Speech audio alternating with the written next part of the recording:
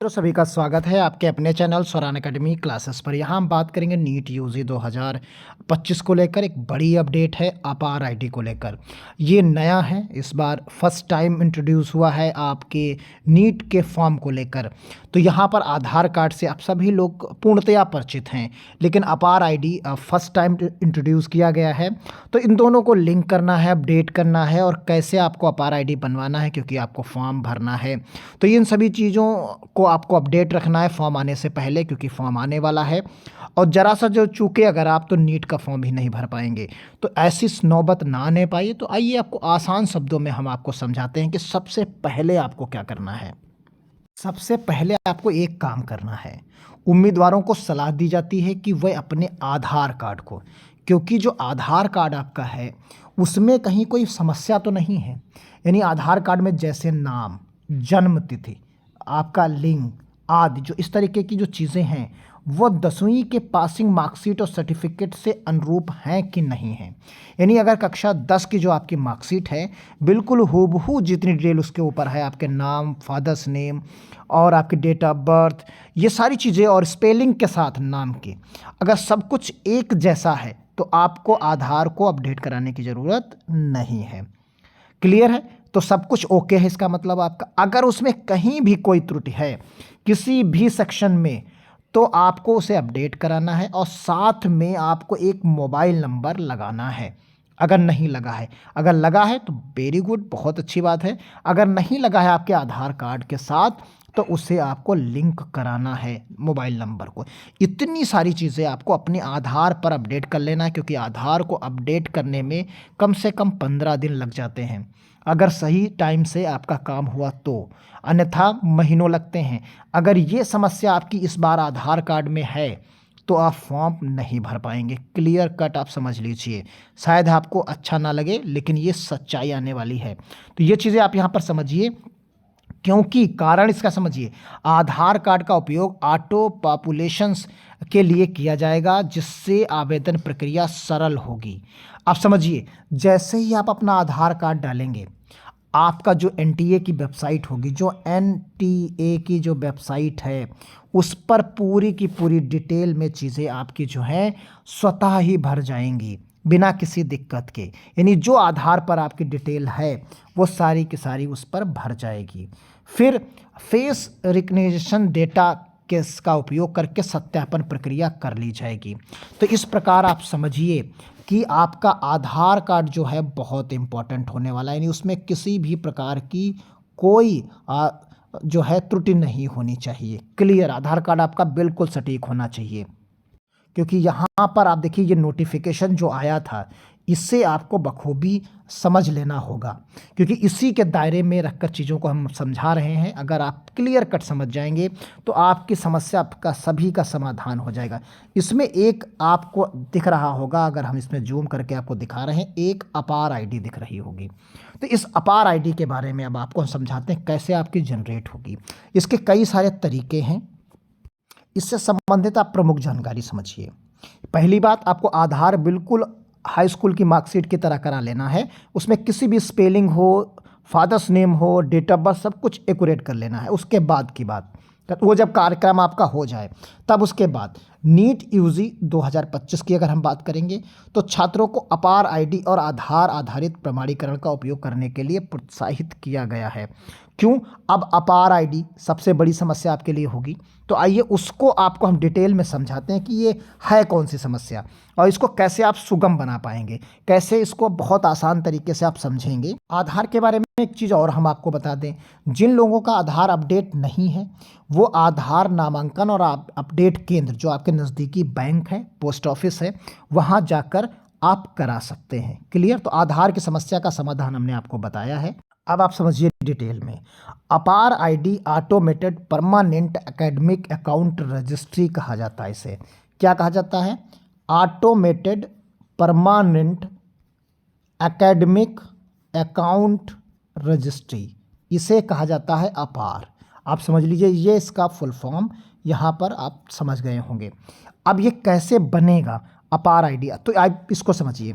को बनाने की प्रक्रिया राष्ट्रीय परीक्षा एजेंसी एनटीए जो है आपकी, एनटीए जो है, और शिक्षा मंत्रालय द्वारा स्वचालित रूप से प्रबंधित किया जाएगा।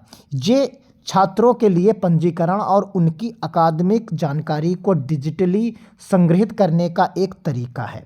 क्लियर है? अपार आईडी कैसे बनती है, अब आप इसको समझ लीजिए।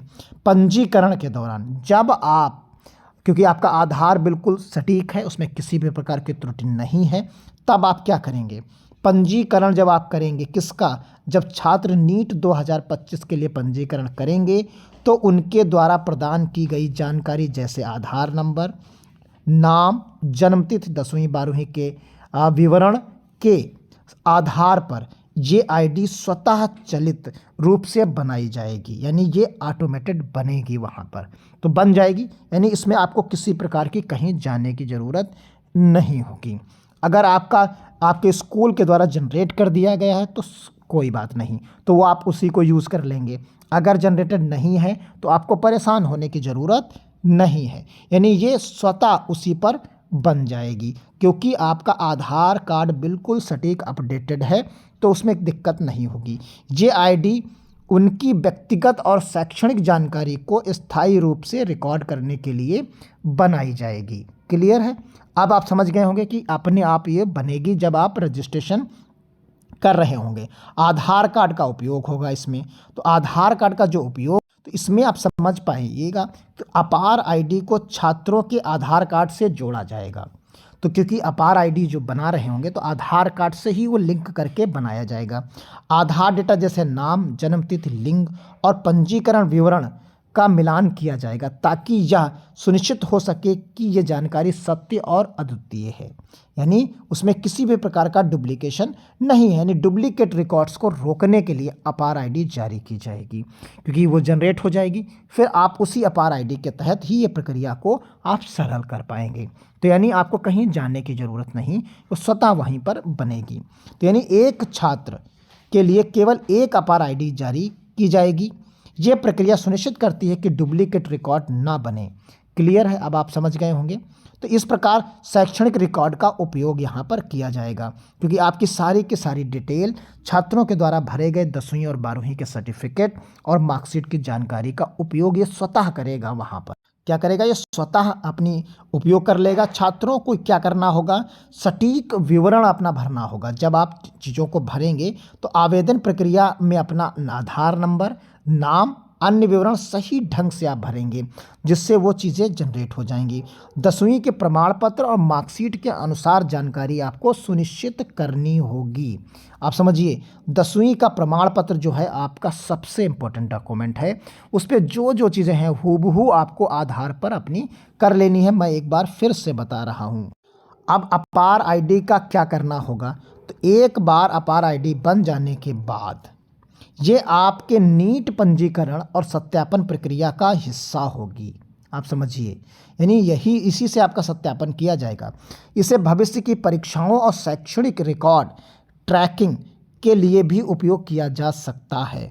आप समझिए कितना इंपॉर्टेंट डॉक्यूमेंट आपके लिए होने जा रहा है। नोट आप समझिए, अंत में सभी चीज़ों का सार, जो कन्फ्यूजन आपके दिमाग में बना हो। वीडियो अच्छा लगे तो शेयर जरूर करिएगा। अपार आईडी के निर्माण की प्रक्रिया पूरी तरह से एनटीए द्वारा स्वचालित है। छात्रों को इसके लिए इससे अलग से बनाने की आवश्यकता नहीं है, यानी इसे बनाने की अलग से आवश्यकता नहीं होती। उन्हें केवल अपना डेटा सटीक तरीके से भरना है। कुल मिलाकर आप समझ गए, आपको कहीं किसी सेंटर, किसी इंस्टीट्यूट में जाने की ज़रूरत नहीं है, उसे एनटीए द्वारा स्वचालित है। तो यानी एनटीए के द्वारा ही ये चीज़ें जनरेट हो जाएंगी उसी की वेबसाइट पर जब आपका फॉर्म नीट का आएगा। क्लियर है? तो बस आपको करना क्या है कि केवल अपना डेटा सटीक तरीके से भरना है और आधार कार्ड जो आपका है, जो आधार है, उसे अपडेट कर लें, क्योंकि उसमें समय लगता है। कुल मिलाकर आप चीज़ों को अगर समझ गए हैं तो शेयर ज़रूर करिएगा वीडियो को। उम्मीद है आपको सारी डाउट्स, आपको सारा टेंशन आपका ख़त्म हो चुका होगा इस वीडियो को देखने के बाद अपार आईडी को लेकर। धन्यवाद, जय हिंद। और इसी के साथ अगले वीडियो में मिलेंगे, तब तक के लिए धन्यवाद। अगर कोई सवाल आपके जहन में है तो अगर कहीं डाउट है तो आप कमेंट बॉक्स में ज़रूर पूछिएगा। इसी के साथ हम विदा लेते हैं। धन्यवाद। जय हिंद, जय भारत।